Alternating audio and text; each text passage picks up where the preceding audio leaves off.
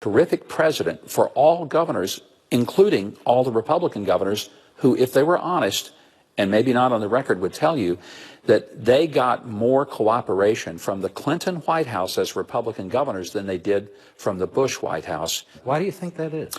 There was an attitude that Bill Clinton, who had been a governor and loved the job, recognized that governors really were the front line of policy.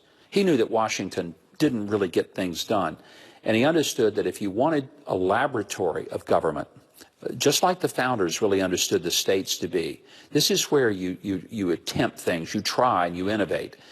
And he was willing to let Republican governors try things. Welfare reform came out of the states. It didn't come out of Washington. There were things that we did in children's health care in Arkansas that preceded the whole idea of S-chip. But the way we wanted to build it was that it required pay-in. It wasn't just a welfare program where you get 100% of your benefits for free. You had a premium, you had a copay, you had a deductible. Why is that important? Because if people have skin in the game, they take a totally different attitude towards something than if it's all free and they don't care whether it costs $1,000 or $100. Those are the kind of innovations that you could do at the state level. And to his credit, as president, Clinton said, give it a shot. And yet George W. Bush was much more difficult. He was a good guy to deal with. You never could get to him. He had such a palace guard and great people, but they protected him, and for them everything was whether it was good for him politically, not whether or not it was actually good in the policies of the state. And then you decided at some point to run for president. That was a brilliant idea, wasn't it, Mark? Listen, and it turned out real well. Well, you know what? 2012 was rather bruising, the Republican primary. What happened then?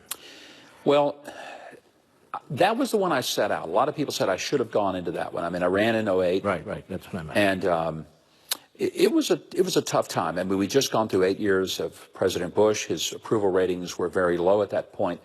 It was going to be difficult to win. By the way, you're a very nice guy.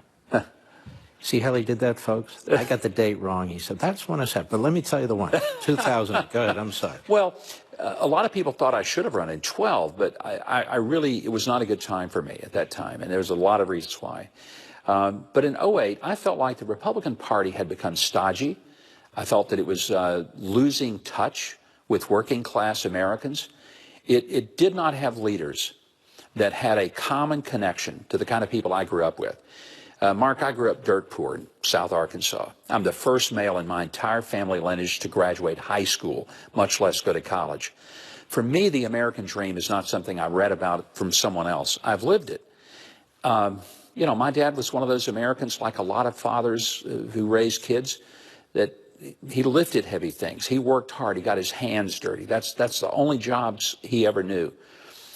I felt like those were the people that Republicans, their policies would help the most if we really implemented them, but we acted like they didn't exist.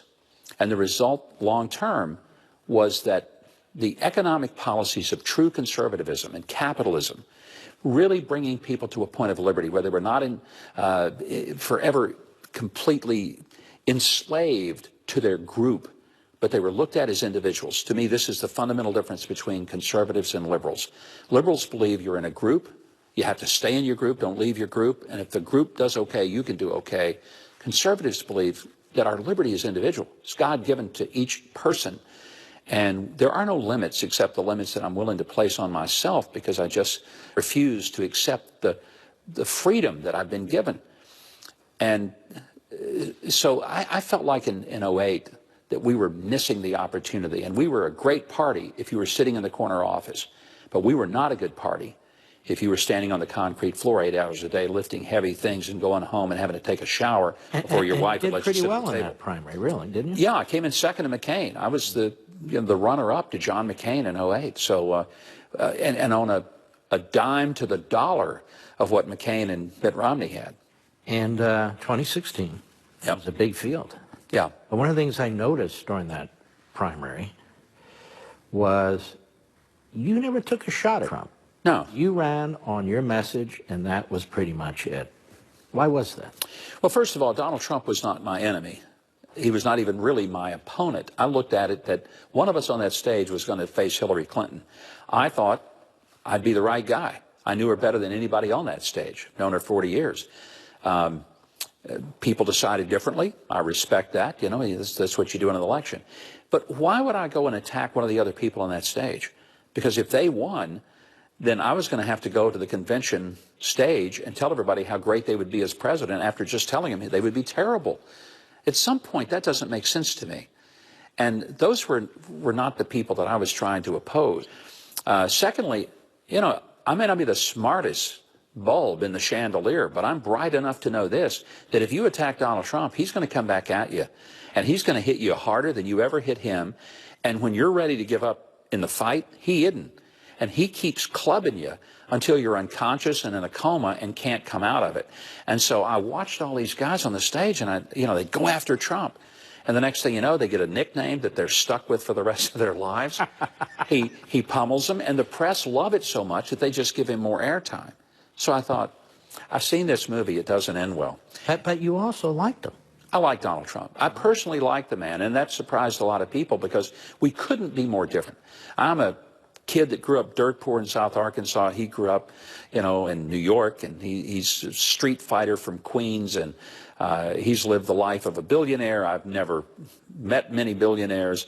Yeah, we're as different as night and day. But there's some things that I admired about him. I admired his candor, his transparency, and quite frankly, one of the things that I've admired about him is that he did not get where he is politically in the normal way of being beholden to all the special interests who completely own most of the politicians in Washington. And that's why nothing changes. Democrats get elected, things stay the same. Republicans get elected, things stay the same, because the same people who are throwing dollar bills at the Democrats are throwing dollar bills at the Republicans and the Democrats alike, and they get the same policies over and over. Trump has upset this whole, this cabaret, if you will, and has changed the tune so dramatically. And that's why I really believe he's the right man for the right time. And we'll get into this more extensively, but it's for these reasons, isn't it, that he's under attack? Because he's not one of the crowd, because he is a true outsider, because he doesn't need their money, he doesn't need their lobbyists, he doesn't need any of the infrastructure of the establishment. It's absolutely one of the main reasons. They can't control him. They can't tell him to quit. They can't tell him what to say, when to say it, how to say it, where to say it. And look, there are times when Donald Trump says some intemperate things, sometimes that I just go, oh, that's going to be a problem. Or times when he may step on his own good news. I get that. But what I admire is that here is a guy who is doing exactly what he said. He said he was going to cut taxes, and he has, and the economy is booming.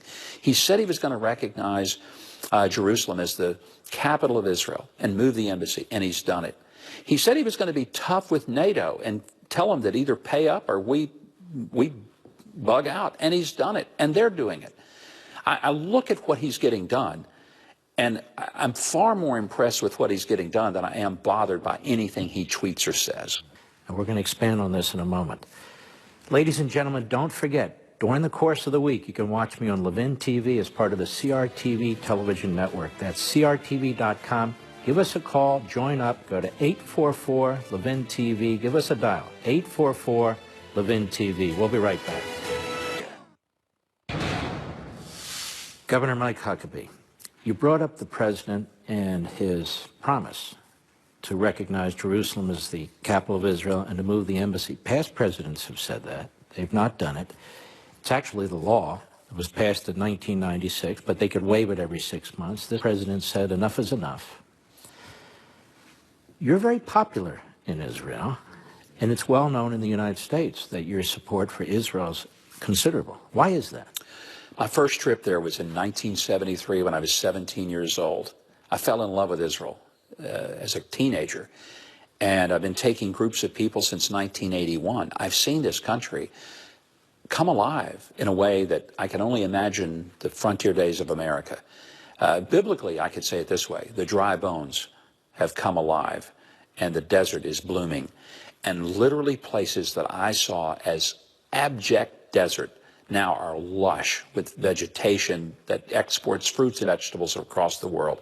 But Israel is a very special place. As a person of faith, for me, Israel is not just another piece of real estate, maybe the most hotly contested piece of real estate on earth, but it has biblical dimensions, biblical connections, and that's important to me.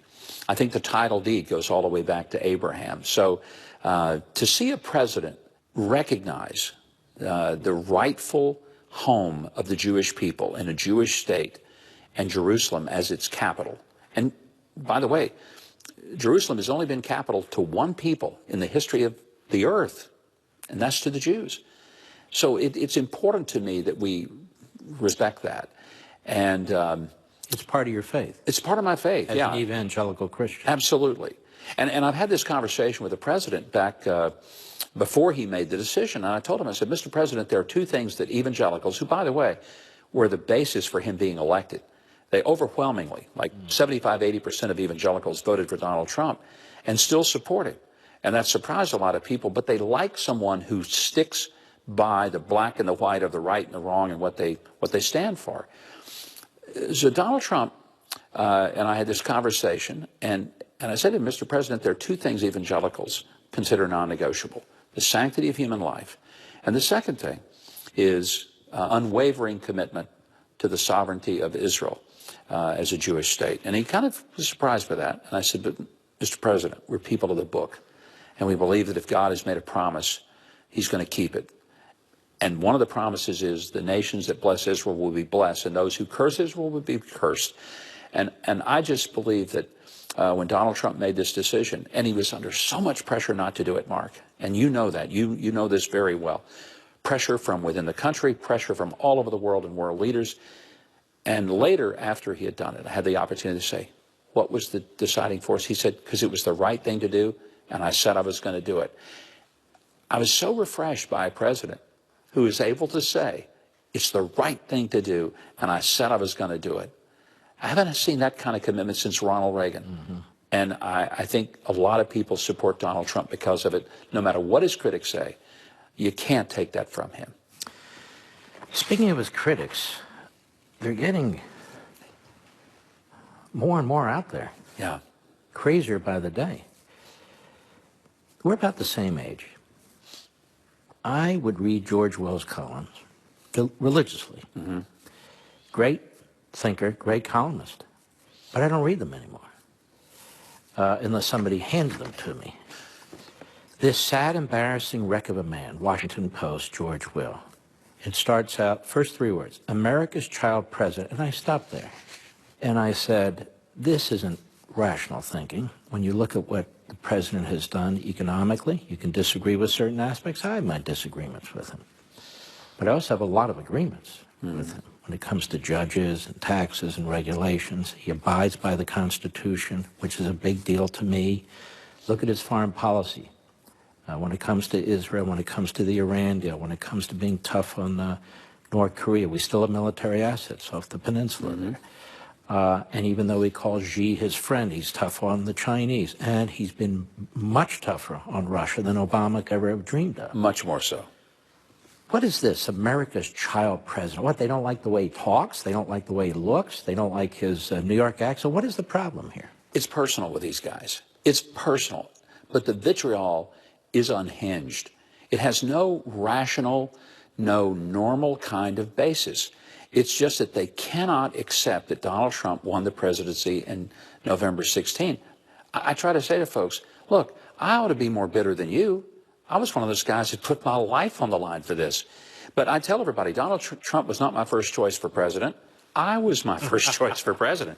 But he was my second choice. Right. And I unabashedly say that. And I'm proud to support him.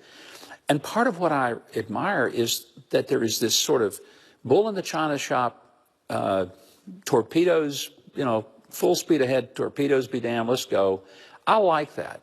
I like it that we have a president who has instincts and he follows them, and he's not dissuaded by people who are always putting some strings on him and telling him who he's going to upset.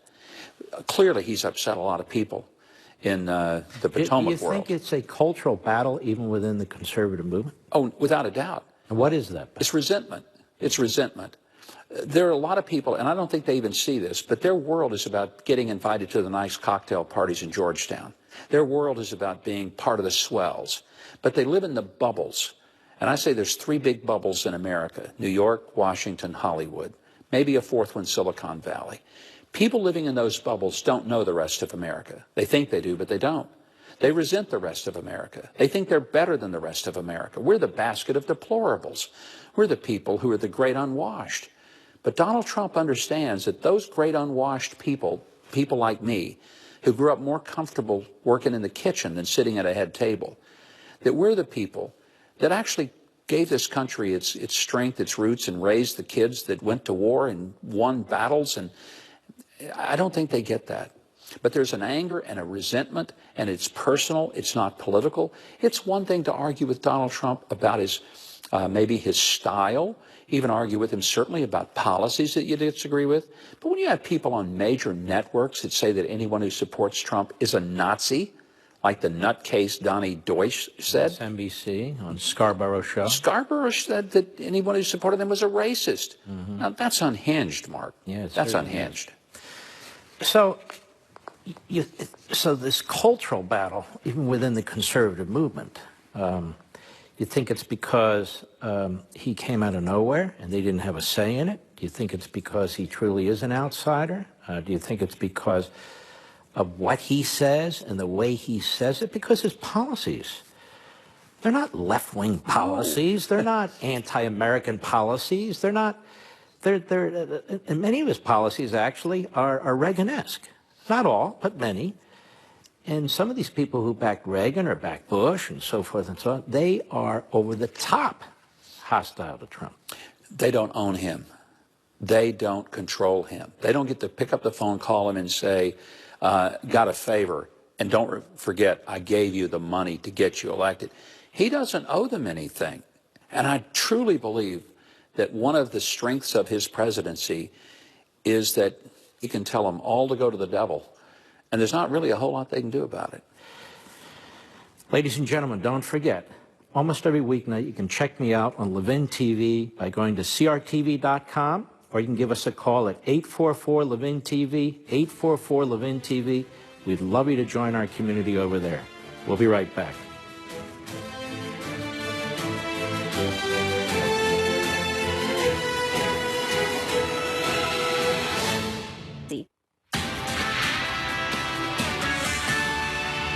Live from America's News headquarters, I'm Lauren Green.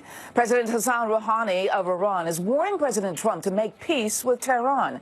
The Trump administration has threatened new sanctions against Iran and called on other countries to stop buying Iranian oil following the U.S. withdrawal from the Iran nuclear deal. Rouhani warned the U.S., saying, quote, "Peace with Iran is the mother of all peace, and war with Iran is the mother of all wars." Salvage operations to recover the sunken duck boat in Branson, Missouri will begin Monday morning. The Coast Guard will oversee the operation. Once it is brought to the surface, the boat will be under the custody of the National Transportation Safety Board for investigation. 17 people were killed when the boat sank to the bottom of the Table Rock Lake during a storm last Thursday. I'm Lauren Green. Now back to Life, Liberty, and Levin.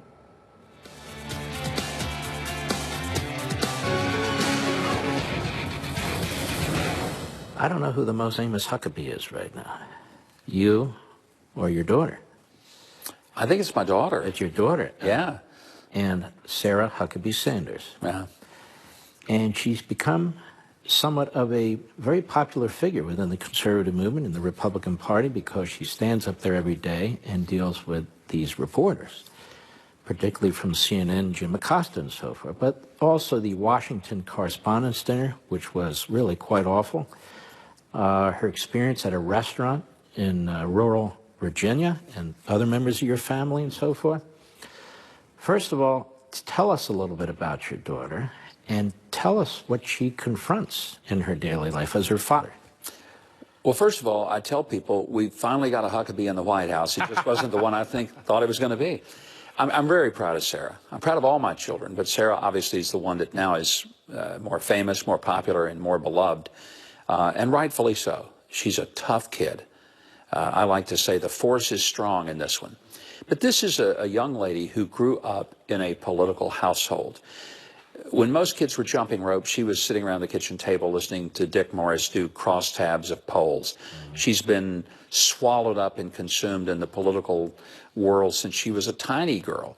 And as a result, there's not anything she sees that is a shock to her. She's been there, done that.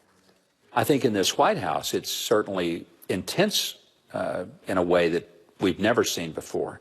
But she's got a very calm demeanor, and I think that's what people admire, whether it's sitting at the Correspondents' Dinner and have someone just intentionally try to destroy her. She maintained dignity and grace, or whether it's at that podium every day where people try to accuse her of all sorts of things and try to take her podium away from her. She never lets that happen, but she does it in a calm way, doesn't escalate the tension, but she knows how to just say, we're not going there. As her father and your wife, as her mother, it must give you great pains to watch this.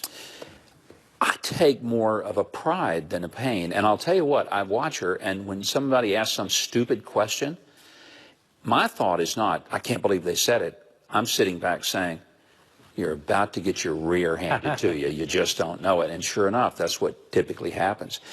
Because I know that she's tough. And I've always said, when a Southern woman begins or ends a sentence with these three words, whether it's literally said or figurative, and they say, bless your heart, you're about to be gutted like a deer. You just don't know it. Thanksgiving dinner. What's that like, Thanksgiving at the Huckabee household? You know, it's surprisingly chaotic because we have 6 grandchildren, 3 of hers and 3 that are one of my other sons. I have 2 other sons. And we may talk politics a little bit, but it's really more family. We're a very close-knit family. Our kids, grandkids all love each other and play together, and we have a good time. We grew up as a family, very tight-knit, went through tough times, and I think it made us strong. And so while there's enough politics that people would expect, it's not that everything is a political discussion when our family is together. So she interacts with the media. Obviously, that's her job, dealing with the media. It's my observation that the level of reporting has really been degraded. It's difficult to tell reporters from commentators. It's difficult to tell reporters from Hollywood actors a lot of the time. That doesn't really serve the American people, does it? Well, journalism ought to be something that is done agnostically, that you don't know what a reporter thinks. If a reporter puts himself or herself into the story, that's no longer journalism. That's commentary. That's editorialism. And most of what we see, 90% of it, has a tinge of being editorial content. I tell people all the time, you know, what I do, whether it's on TV or anywhere else, it's not journalism. I don't even play a journalist on television. But a lot of these people think they're journalists, and they're not. When you use a Twitter account and you put your point of view into it, you've stepped across the line from journalism into advocacy. And the problem we have is that journalism has become a lost art. And when the president says, you know, we got a lot of fake news, they get all up on their high horse and they take umbrage to it. What they should do is evaluate what they're saying, what they're writing, and ask themselves, am I a real journalist? Because a real journalist just presents the facts, lets the reader or the listener make the determination what those facts should mean. And what about so-called news outlets that have guests who throw the word Hitler around, like they're throwing around the word "the" in describing the president as any president or their policies? This president, nor any other president, has ever marched millions of people to a cold-blooded murder. I think it is an insult to the 6 million Jews and to the 11 million victims of the Holocaust to ever suggest that an American president could be compared to a Hitler. And I wonder, where is the liberal Jewish community that ought to be outraged that there is a minimalization of the Holocaust by making this comparison? It's insulting. It's insulting to the people who were murdered in the Holocaust. And it's insulting, too, to those of us who believe that politics is something about which you can be passionate, but you shouldn't be stupid. And some of these people have just become stupid in pulling out analogies that are beyond the pale. As a Jew, I couldn't agree with you more. And it is very troubling to me that we've dumbed down so-called journalism to the level now where concentration camps are thrown out there, where Hitler is thrown out there, the Third Reich is thrown out there because they don't like a president or they disagree with his policies. It really is beyond the pale. Mark, I want to just say this. I've been to Auschwitz 3 times, and I don't think anybody can ever go and see what happened to people and to say that anything that America is doing, has ever done, would even be appropriately equated to that. And I resent it.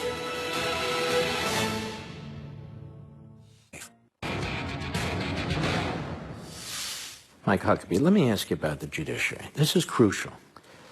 I would argue, and I've written about this, that the Supreme Court, the judiciary generally, acts outside, in many cases, of its constitutional boundaries. The Supreme Court is supposed to be independent. It's not supposed to be supreme of all the branches of government. So we've reached the point, we don't need to get into how we got here, but here we are, where the court is enormously powerful, where one justice can decide what is or is not a fundamental right, which is kind of bizarre if you think about it.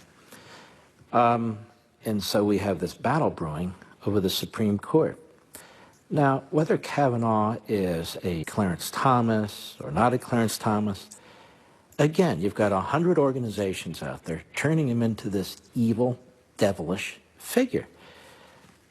The left has really, whether it's Trump, whether it's Supreme Court nominees, whether it was Reagan, whatever it is, the left has really become extremely hostile to even our political processes, don't you think? Oh, without a question. And I find it interesting that when Kagan was nominated, a lot of Republicans voted for Kagan, not because they agreed with her or thought she would rule as they would wish, but because the president has a right to make that decision under the Constitution. Sotomayor, same thing. What I look for, I hear people say, I hope he appoints a conservative. And I say, I don't. I don't want him to appoint a conservative or a liberal. I want him to appoint a constitutionalist. Exactly right. I want him to appoint someone who is, I'll use the term again, agnostic when it comes to political ideology. I want him to look at the text of the Constitution, what it meant when it was written, and apply whatever law to that Constitution and strictly stay there. The Supreme Court and the entire judicial branch is exactly what you said. It is one of 3 equal branches, but it is not a superior branch to the other 2. Jefferson even said that if there was a weaker branch, it would be the judicial, because the Congress and the legislative branch has the power of the purse, the executive has the power of the sword. The judicial branch really has the power of neither. It only has the power of persuasion. But the judicial branch has become a legislative body. I want to say to people wearing black robes, if you want to be a legislator, take your robe off, resign that position, and run for Congress. Then you can be a legislator. But if you're sitting on the court, you don't get to make law. You get to simply look at the Constitution through the clearest, most focused eyes you can and forget whether it's conservative or liberal.